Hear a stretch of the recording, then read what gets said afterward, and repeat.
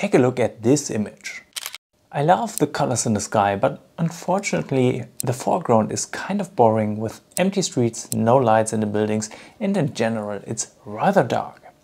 But we don't need to throw away this shot. Here's a technique in which we make the foreground of this scene look much better. This is called time blending. In this video I'll show you how to set up your camera to capture all the needed images, and I'll show you how to edit them in Photoshop to get the desired results. Basically what we are going to do to achieve this effect is to take two images from the exact same position at different times of the day. So we have the base image shot during sunset and the second image with the lights for the foreground shot during the darker hours. Most importantly, you want to shoot from a tripod or place your camera in a way so it won't move, because we want to have the exact same composition for both images, for them to later nicely blend together in Photoshop. Spoiler alert, I ended up using slightly different compositions for this final image, so I had to fiddle around a bit to align them, but I'll show you how that's done in the editing part of the video. So while setting up your camera, do not only think about the composition at the moment, think about how it will look like at night when the lights come on. For this scene, I placed the church right in the center. The upper third is filled with the sunset sky, and for the lower third I have this high traffic intersection which will later be filled with lots and lots of car lights. So this area right in the center is where all the action is happening, with the church as the subject and the lights as a little extra spice. Since I want full control over ISO, aperture and shutter speed, I shot this in manual mode. For the base image I made sure to make it a little darker, basically getting proper exposure for the sky, while the foreground almost feels underexposed. That's on purpose because I knew I wanted to later add these car lights. So by making the base image slightly darker, these lights will pop more, giving us nice contrast in the foreground. With the sunset shot I already went for a 30-second exposure. That's because I wanted to show a bit of motion blur in the sky with the clouds. But the 30-second exposure also helps making the traffic on this intersection invisible, because the cars driving here constantly are moving and we get a clean base image this way. The 30-second exposure captures a lot of light, so to get a slightly darker base image I dialed down the aperture to f16 and the ISO to 64, which resulted in this shot. Then it's time to wait for the lights to come on. The longer you wait, the better. Since we only need the lights, it doesn't matter if the rest of the image is pitch black. In fact, that actually makes it easier to blend these images later on. Now, for these light captures, I again went with a shutter speed of 30 seconds. This will turn all those car lights into these beautiful light trails. We want those lights to be bright, but don't clip them in order to not lose any details.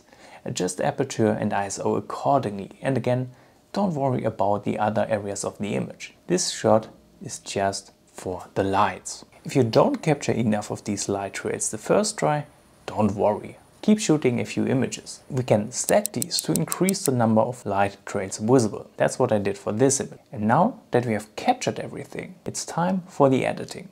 Let me show you how it's done in Photoshop. Very important, first of course we need to do a few raw adjustments before we can start blending these images together. So if you just want to see the blending process, make sure to check the chapters to quickly navigate to that point in the video. Alright, so here we are in Photoshop in the Camera Raw editor. Down below you can see the three images I will be using. This is our base image, and then we have these two images for the car light trails. As you can see, for the base image I'm using a slightly different composition. Ideally you don't want to do that, but we can fix things later on in Photoshop aligning those images. So let's start editing the base image. I'm going to start by changing the profile to Adobe Landscape just to bring up the base saturation a bit, and right away I want to bring down the exposure. What this will do is it will give us a little more detail and color in the sky, and it will make the foreground even darker. A darker foreground will be helpful later on when we are going to apply the car light trails to the foreground, so they are just more visible this way. And then I'm going to slightly bump up the shadows just so we don't underexpose anything too badly. And I'm also going to bring up the blacks a bit. This will also help to create some kind of soft look, and I want this image to have a dreamy feeling to it. So this really helps. Alright, looking good so far. I don't think we need to adjust the exposure anymore. Let's go ahead, open up the color panel. So this was shot during sunset, so I want the whole shot to feel a little bit warmer. I'm going to bring up the temperature just a little bit like this. And maybe we could also raise the tint slightly, introducing some more pink tones to the image. Okay, I think that's enough. Then I want to bring up the vibrance to boost the colors, and that should be it for the color panel. I'm also going to open up the effects panel, and in here, let's bring up the texture to sharpen the image. I'm also going to bring up the clarity to boost the midtones contrast, and to further improve that glowing look I was talking about, I'm going to drop the dehaze very gently.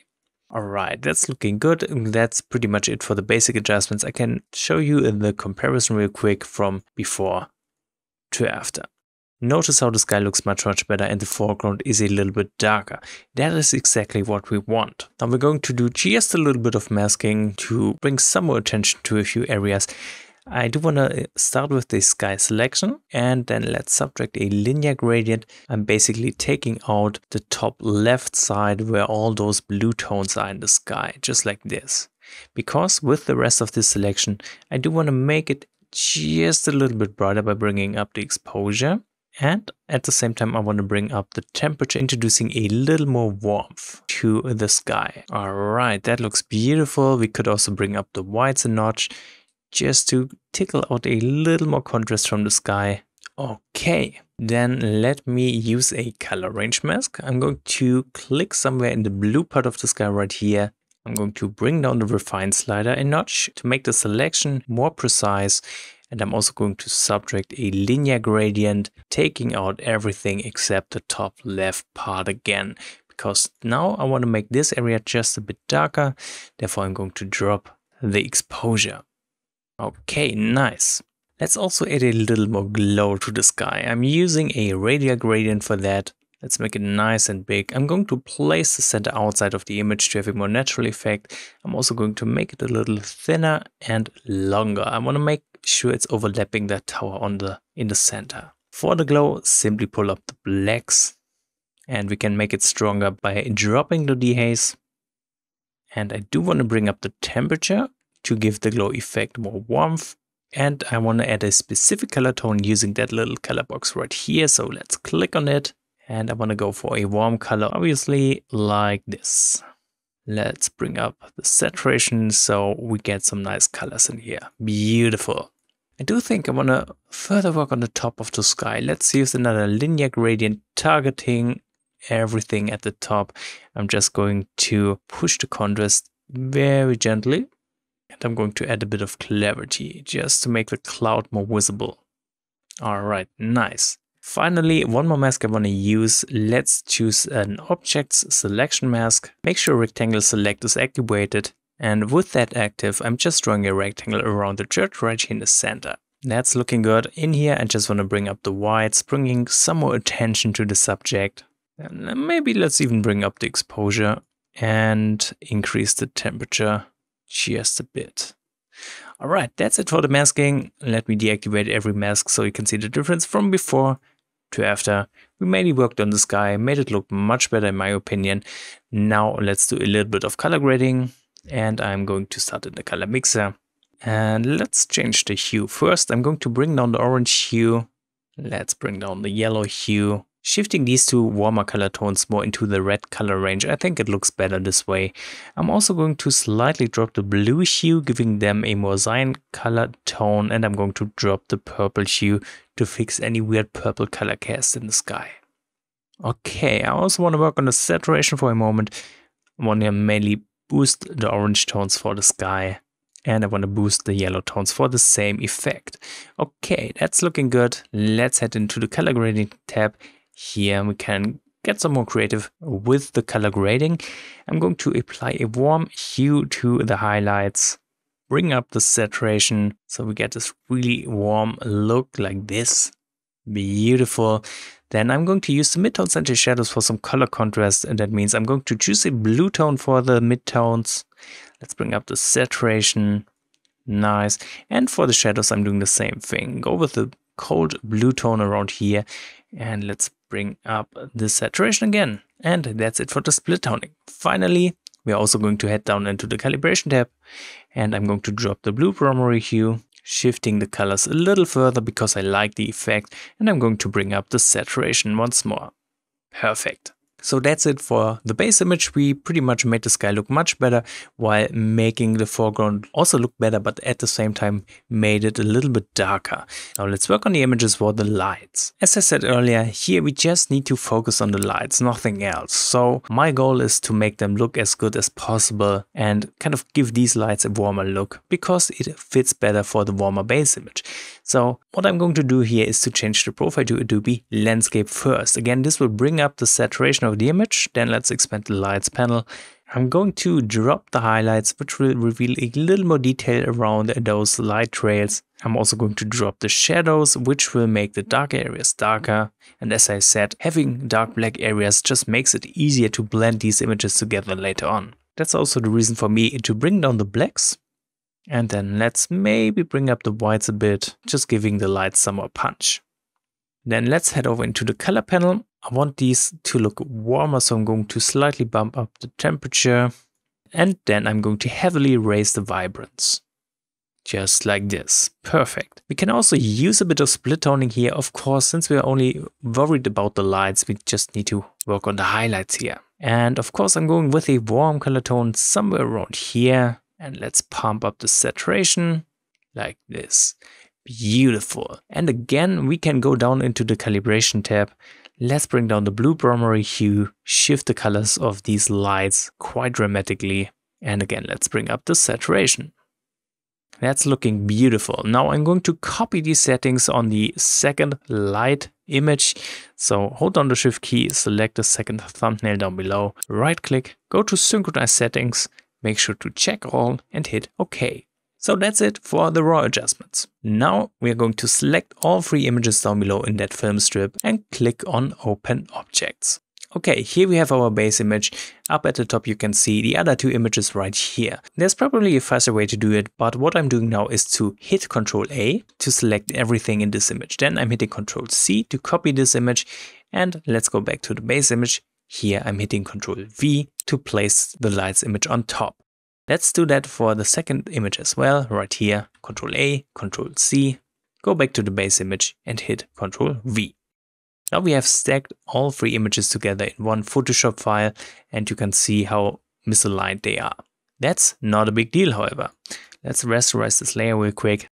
What we're going to do now, activate all three layers, then select all layers, holding down the Shift key. What we want to do now is to go to the Edit menu. Here, choose Auto Align Layers, and in here all you need to do is click OK. Now that might look weird, but if I deactivate the top two layers, you can see these are nicely aligned. Now we can start with the blending process. Let's activate the first lights layer. To blend these images together, all we need to do is to change the blending mode. You can find the blending mode right here in this drop-down menu. And we want to choose a blending mode somewhere in this group. You can safely play around with these. I'm going with the lighten blending mode for this scene. So click on lighten. Now you can see this already looks pretty good. When I deactivate it, however, you can also see in the sky there's a little bit of leftover from the darker image. So we need to fix that. I'm going to mask this area out. I'm going to hold down the Alt key, click on the layer mask icon, which will create a black layer mask. Now in order to reveal the light trails, we're going to use a brush, press B for that, set the foreground color to white, and now I'm going to brush in on this layer mask over the road. And this will reveal all these lights we were looking for. So I'm basically brushing over every area of the image where I want the lights to be revealed. So the intersection in the foreground, not the sky. And just like that, we have blended these two images together. And now we can do that for the second image as well. So activate it, change the blending mode to lighten, then create a black layer mask by holding down the Alt key and clicking the layer mask icon. And again, brush over the intersection to reveal the lights. Just like this. And there we have our time-blended image. Now I need to point out, due to those images being misaligned, once you zoom in, you can see things are looking a little bit weird. That's because I changed the composition halfway through shooting the scene. So that's totally my fault. So now you know not to do this if you want the best possible results. However, I think once zoomed out, you don't really notice it. So I'm okay with that. Of course, at this point, we can start fine-tuning this image. What I like to do is to create a new layer. Then let's change the blending mode of this new layer to hard light. And I'm going to again use the brush. This time, however, let's zoom in a little bit. I'm going to set the foreground color to an orange tone of these streetlights. And I'm also going to bring down the brush opacity to around 10%. What I'm going to do now is to just add a little bit of glow around these lights by brushing in once or twice, and thus just making them look more interesting. You can also paint over these windows a bit, giving them some more glow as well. I think we could also add a bit of glow to the sky. For that, I'm using a new color tone. I'm going to pick a color from the sky right here. With the brush active, I can just hold down the Alt key and click in the sky. You can see this will pick up the color tone from here. Let's brush over the sky like this, introducing a softer look with a bit more glow here. Beautiful. In fact, let's add a bit of autumn glow on top. I'm going to merge every single layer for that. Therefore, hit Alt, Control, Shift and E. This will create a new layer, and then go to Filter, Blur, choose Gaussian Blur. I'm going with a radius around 50 pixels, hit OK. Right away, go to the Edit menu, go to Fade Gaussian Blur, change the mode from normal to lighten, and bring down the opacity. Let's go with around 20% like this. And just like that, we have created a beautiful autumn glow effect. That's it for this time blending tutorial. I hope you will have some fun using this technique to create beautiful images. If you have any questions left, feel free to ask in the comments. And if this video was helpful, feel free to subscribe to this channel. That would mean a lot to me. Thank you for watching and see you all next time.